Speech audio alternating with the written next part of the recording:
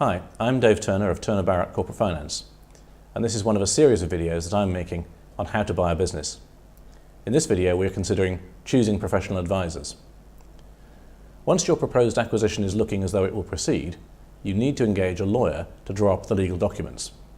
For very simple transactions, there may be only a small amount of legal documentation required, but for anything more complicated, and certainly if bankers or other lenders are providing funds, the quantity of legal documents that are needed becomes surprisingly large.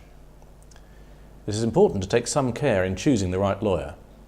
Factors that you need to take into account are appropriate level of expertise and experience, price, commercialism, and personal chemistry. A common mistake amongst business buyers is to assume that any qualified solicitor will be suitable to engage on a business purchase. This can be an expensive mistake.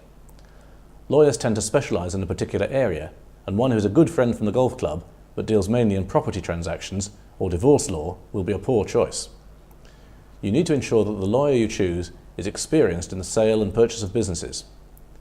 This will help ensure that the transaction proceeds smoothly, that they can focus on areas that are important and not get bogged down on matters which should be of no concern. You should talk up front about prices and obtain quotes from 2 or 3 different firms. The cost will vary widely depending on the size of the firm.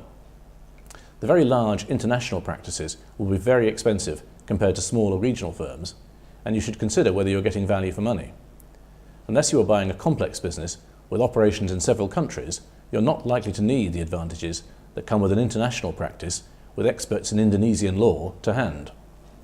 Most firms will be happy to quote either a fee or more likely a range of fees so that you can budget, and many will be happy to agree a lower abort fee to be paid if, for some reason, the transaction does not proceed. Most lawyers who are experienced in business sales and purchases will be reasonably commercial.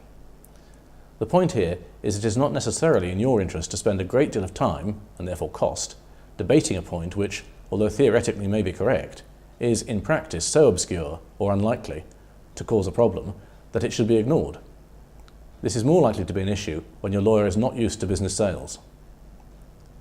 You are likely to spend some time with your lawyer over the course of the transaction, and many people find the whole process unfamiliar and stressful. For this reason, you should take some account of personal chemistry. If you take an instant dislike to someone, and it happens, it will be better not to use them.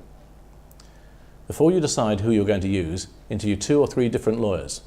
Ask them about their approach and about similar transactions they've worked on.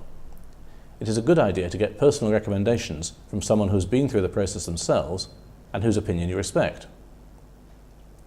In addition to your lawyer, you may find it helpful to have an accountant who specialises in business acquisitions to assist you in the transaction. Although you can do all of the steps yourself, an experienced accountant may be of help in finding the right business, justifying your valuation, negotiating the price, and helping to raise the necessary finance. As with your choice of lawyer, do not make the mistake of assuming that any accountant will be suitable for this role.